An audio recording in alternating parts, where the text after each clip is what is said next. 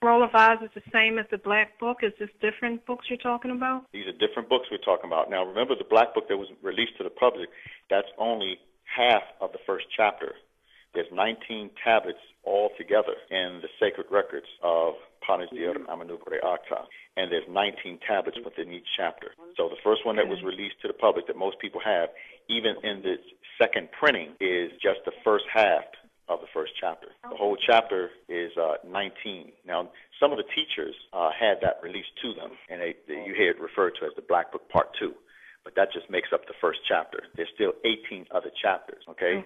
The Scroll of Oz is what he told us to look out for if you read the Right Knowledge Scrolls back in 1992. And the Scroll of Oz, he said that would be coming. So that's where we would first have to be at a level of having an overstanding from that which he came to teach.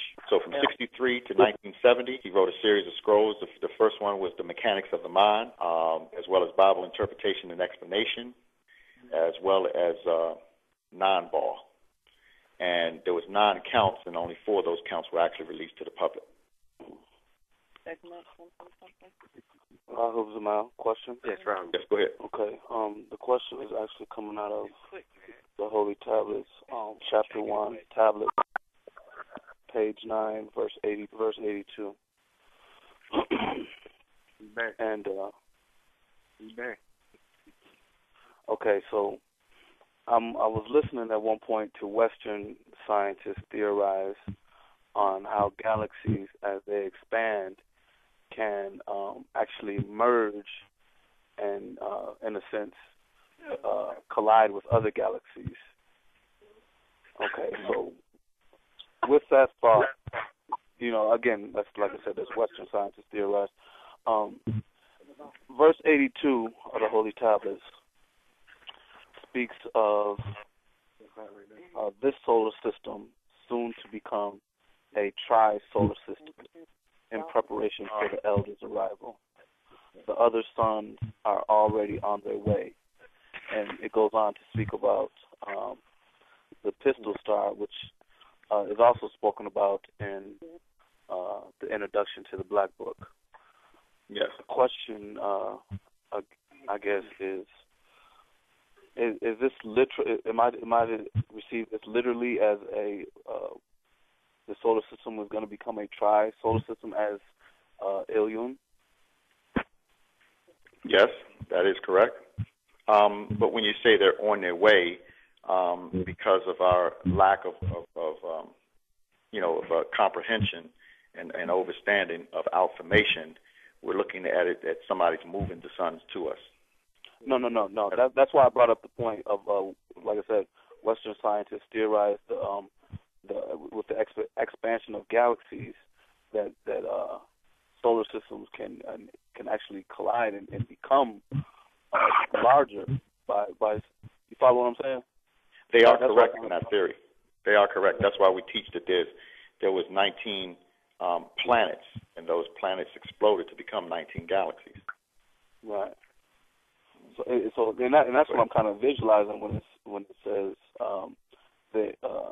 they're on their way. It's the energy that we will eventually be able to receive from them. That's the key. The energy from those star formations. Not star formations, but see, you have the classification of stars. That's also spoken about in the Black Book, and the Master has taught us through several classes that you have when you refer to the Pistol Star. Mm-hmm. Okay, that's the largest, and that's on Ilion. So Risk as a planet, it enjoys the energy from all 3 of the classification of stars.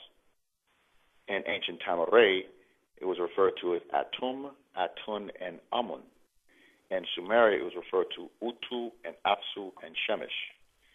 So the Pistol Star was given birth to. That's the largest. Then you have Shemesh. Apsu would be the next classification, and then would give birth to many different Shemeshes. So in the Milky Way, those are Shemesh stars. So when it says that they're on their way, we would eventually be able to feel the energy the same way, similar to 2012, when we're able to get the energy on the planet Earth from the galactical center of the black sun and the center of the galaxy. That's what it's referring to. Okay. So remember, the whole solar system had to be changed.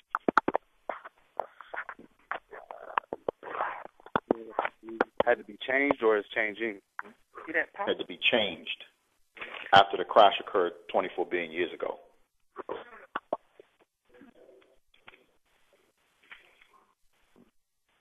I have a question.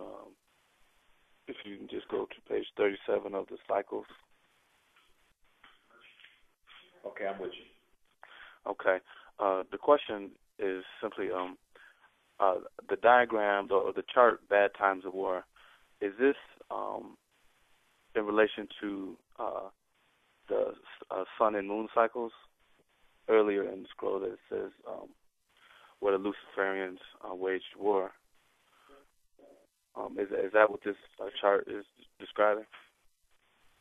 No, the first chart that's given is on page 36, and that references verse 136.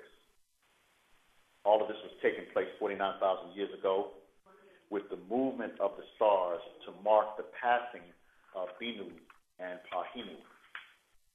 Okay, and that's referencing Nibiru, as they refer to it as in Sumeria, and this was the time of the Shah, 3,600 years. Remember, after the crash took place 24 billion years ago, the distance going from Earth to Risk was 25,920 years, and they refer to that as an am. Mm-hmm.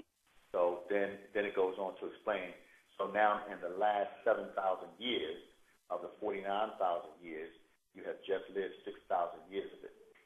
And now that's given an illustration from 2000 BCE. BCE represents before the Christian era, or before any of the prophecies were written about a Messiah coming. All right, so then you have BC and then 1 AD, to where we're in now, to 2000. So that's why we refer to it, and not 2009, but we're actually 6009 of HA, or hereafter. So verse 137. So the time before the last 7,000 years, or 2,000 plus 6,000, for the Christian era, and the chart of Parnes-Dilru. So it's not referencing. It's not necessarily referencing. So what then is being referred to as bad times of war then?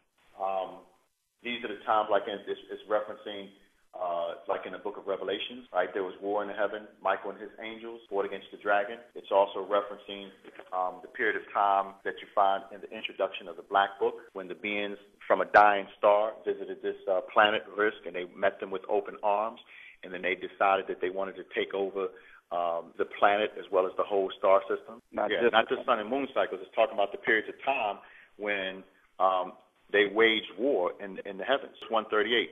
So as you can see, Parnes-Dilru, as the wise Riskian, that the Sumerians, called the Anunnaki, they have made land of the planet Earth to equal 1 mile per year. So the circumference of the planet Earth is 24,896 miles, so it takes 24,896 years for that cycle to take place. So the wise among you, Nuwaupians, will know to round the figure off into 4 cycles of 6,000 years, which you call one equinox as an age. This again to show that the Nesdoru, are teaching through the master teacher in this day and age.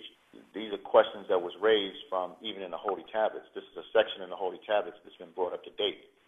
That's one of the reasons why there's people who refuse to put it down, but the master's still, upgrading, doing his job of teaching. But this is a section in the Holy Tablets that's being made clear for us in this day and time of the cycles.